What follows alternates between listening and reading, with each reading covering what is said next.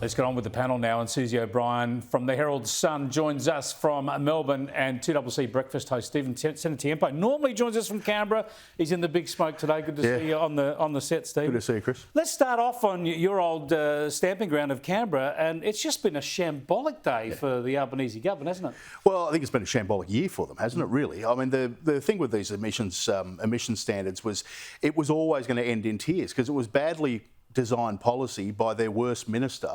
Now, the auto industry have been calling for some sort of standard for a long, long time to give them some sort of certainty, but this was just rammed down our throats with the argument that it was going to give people more choice. It was actually going to give us less choice. Yeah. And the idea that it was going to make electric cars cheaper was, well, let's say an electric car is $30,000. It wasn't going to come down to 25. A petrol car was going to go up to 70. Relatively cheap. It was going to stay 30,000. Yeah. So it was rubbish to start with, and they've been forced to backflip on it.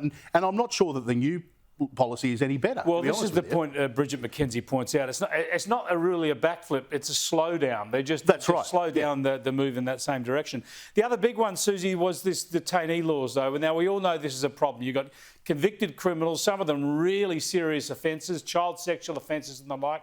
They're out on the streets. Warnings that with another court case, more could be released.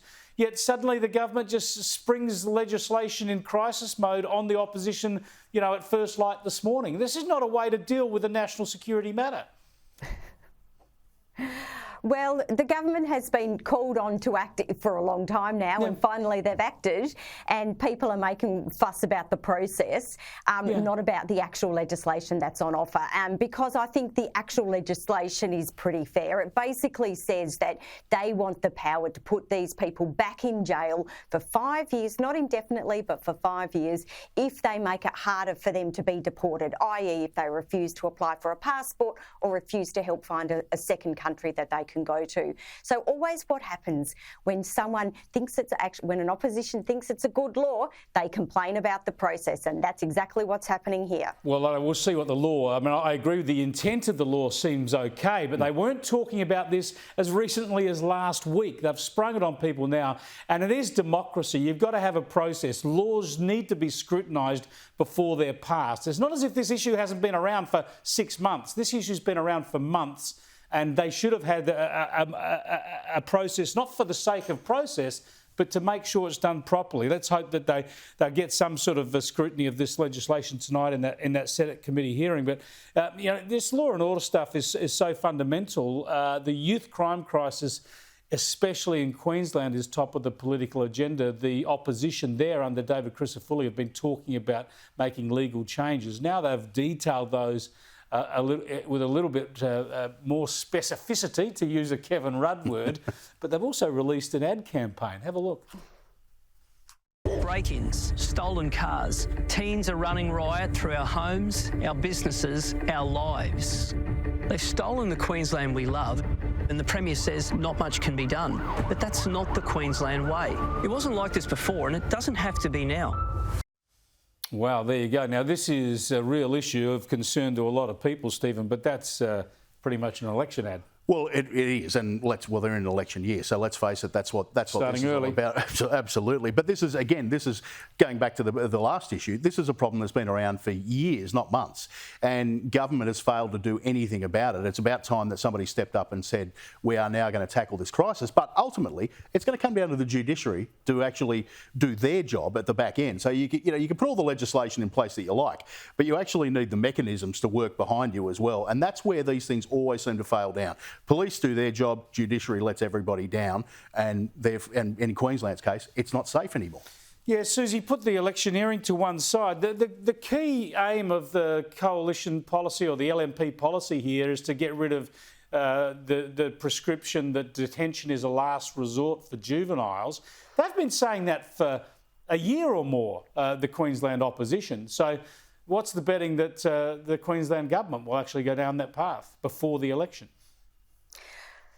Well, I think the opposition is on a winner-winner chicken dinner with this. You know, the tough on crime, particularly youth crime, has been such an issue in Queensland, and they know it, and so they will continue to batter the government on this issue. The problem is that the detention first or the detention last is something that is in the UN Convention of the Rights of the Child. So for them to start legislating on that could mean them running afoul of global protections of the right of children. So they're going to have to be very careful about that. And that means that perhaps some of what they're saying, some of their rhetoric is a little bit pie in the sky. This might not be something that they can actually legislate.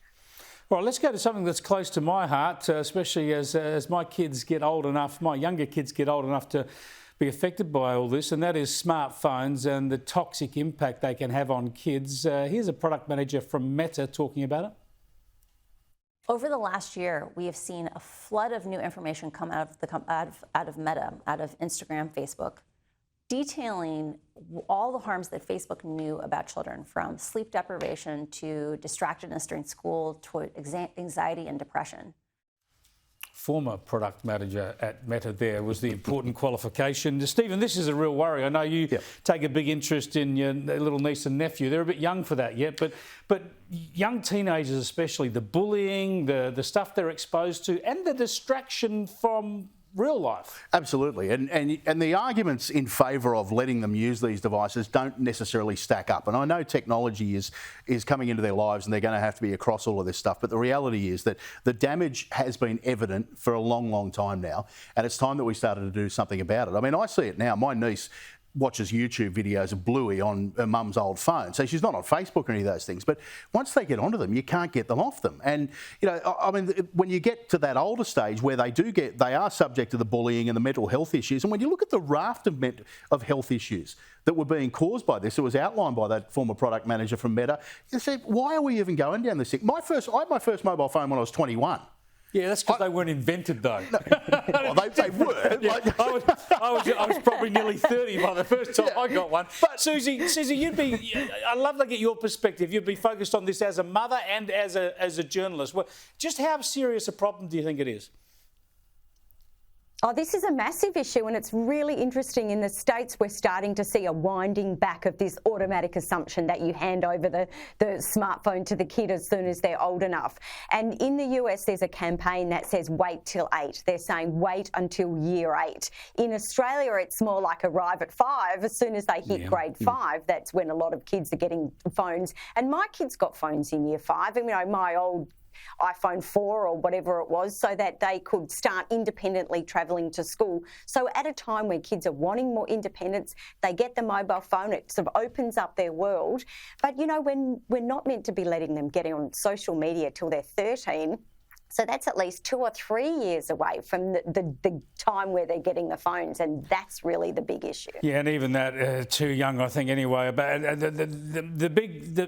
the big safety valve here for parents and teenagers is the dumber phones, just to keep in contact and text messages and stay off all that stuff until as late as possible. But we'll come back to this issue because it is so important.